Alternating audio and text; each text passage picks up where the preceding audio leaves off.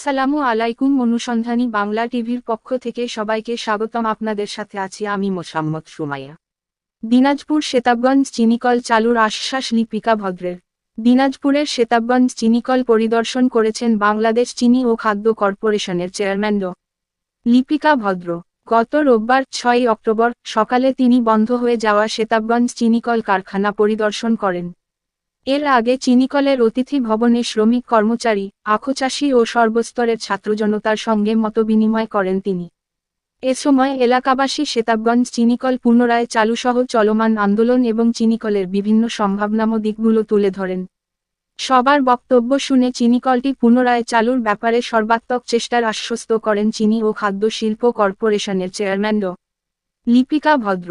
এ সময় উপজেলা নির্বাহী কর্মকর্তা, ভারপ্রাপ্ত সাইফুল হুদা, সেতাবগঞ্জ চিনিকলের ব্যবস্থাপনা পরিচালক আবুল বাশার, জেলা বিএনপির সদস্য সাদিক রিয়াজ চৌধুরী পিনাক, উপজেলা বিএনপির সাধারণ সম্পাদক শফিকুল আলম সহ এলাকার সুধীজন ও গণমাধ্যম কর্মীরা উপস্থিত ছিলেন।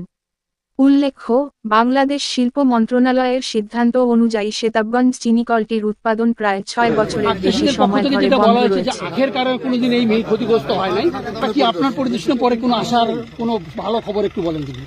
সেটাই বললাম যে সর্বোচ্চ চেষ্টা করবো যেটা চালু করার জন্য। ইনশাআল্লাহ। দিনাজপুরবাসীর একটা আবেগ, ভালোবাসা, পরিচিতি, সেটা হলো এই সেতাবগঞ্জ সুগার মিল।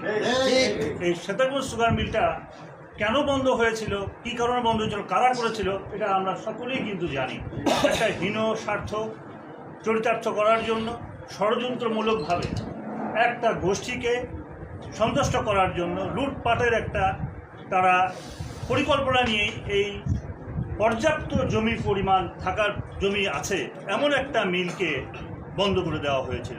আমি প্রত্যাশা করি রাষ্ট্রীয় যন্ত্রকে পলিসি অ্যাডাপ্ট অথবা পলিসি চেঞ্জ যে কোনো উপায়ে আমাদের প্রাণের দাবি সেতাবগঞ্জ সুগার মিল, এই সুগার মিলটি কী করে পুনরায় চালু করা যায়, এর জন্য আমাদের যে স্যাক্রিফাইস দরকার মোচাগঞ্জবাসী অর্থাৎ দিনাজপুরের মানুষের একমাত্র ভারী শিল্প প্রতিষ্ঠান, আমরা সে সমস্ত স্যাক্রিফাইস করতে এগ্রি আছি যে কোনো। Can anybody out there hear me? Hear me?